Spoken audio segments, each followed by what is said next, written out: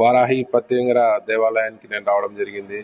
మరి ఈ నెల 26 తేదీ నుంచి వారాహి అమ్మవారి నవరాత్రులు మహోత్సవాలు జరుగుతున్నాయి. మరి దాని గురించి ఈ యొక్క బ్రోచర్ లాంచ్ గురించి నన్ను భాస్కర్ గారు నన్ను ఆహ్వానించడం జరిగింది. నేను ఫస్ట్ టైం రావడం జరిగింది.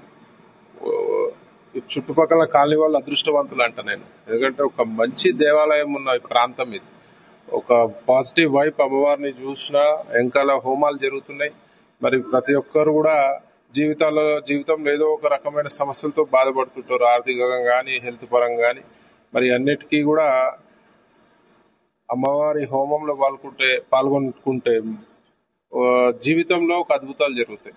నేను ఒక 10 నిమిషాలు హోమగుండం దగ్గర ఉన్నా, ఒక మంచి వైబ్, పాజిటివ్ వైబ్ వచ్చింది. హిందుత్వం బాగుండాలి. నిన్న బక్రీద్ జరిగిన సందర్భంలో విపరీతమైన గోహత్యలు జరిగింది. కాంగ్రెస్ ప్రభుత్వ హయాంలో అడ్డగోలుగా గోహత్యలు జరిగింది. మరి గో రక్తం పడ్డ నేల మంచిది కాదు.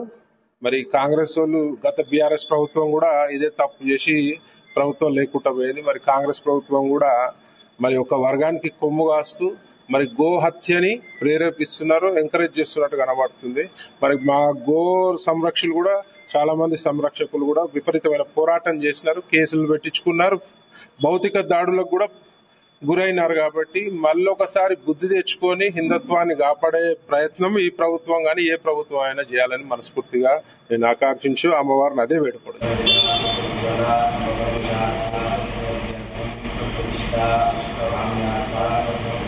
ఓం